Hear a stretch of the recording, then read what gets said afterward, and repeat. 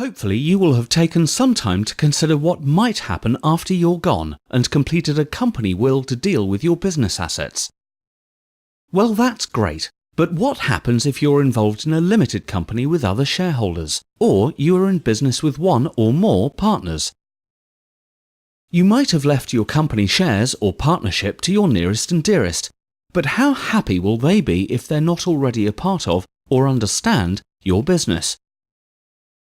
Would your business partner be happy working with someone who has no previous experience and who really doesn't understand the business at all?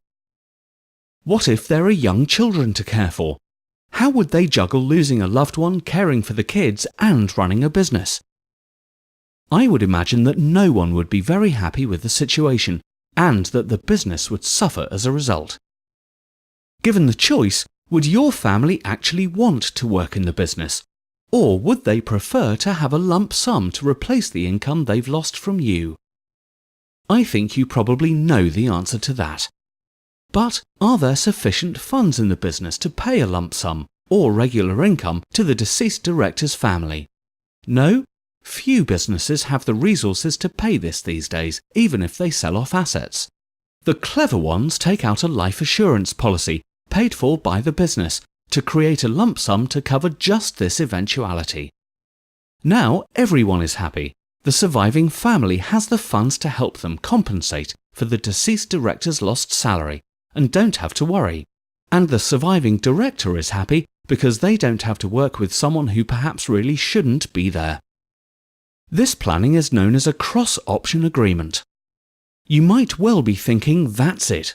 All we need to do is set this up and problem sorted. Wrong. Consider what you, as directors or business partners, would want to happen if one of you became seriously ill, which prevented you from working for many months, or worse, never able to work again.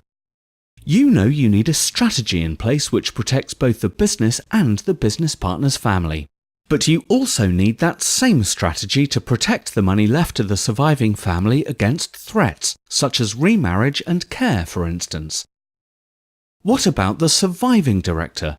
They used to own, say, 50% of the business, but now they own 100%.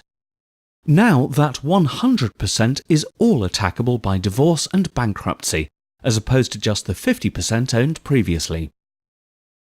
What if the business is then sold?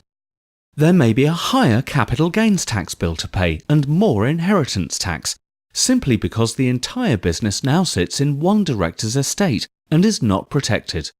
Worse still, if you own less than 50% of the business and you die, what stops the surviving director starting up another company and your family ends up with no compensation at all? Sorting all of these details is a lot easier when you can discuss it with a trusted advisor, one with plenty of experience to guide you. Your business will thank you, your family will thank you, and your partners will too.